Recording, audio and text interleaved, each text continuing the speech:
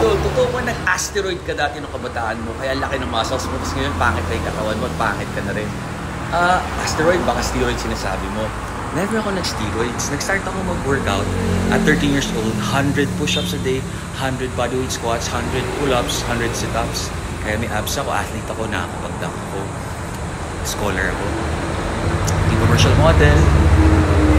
Nagka-konting budget, bakal gym, naging artista at nagka-grupo na yung mga magandang katawan, hunks. Ayun, may pambili na ng mga supplements, protein shake, hanggang doon lang tayo. Takot po ako sa karayom. So, natural po ako. Narier nat. Yun. Yung mga nagsasabi na, kasi nung 13 siya, nung 16 siya, gumanda katawan niya. Tapos nung 18 siya, naman, dapat may improvement. Natural man, hindi. Napakapangit naman ng genetics mo at workout mo at nutrition mo kung wala ka improvement every 3 months, 3 to 6 months. Diba? Tama kayo, ulit ako na si Dr. Do what works for you. Happy, healthy.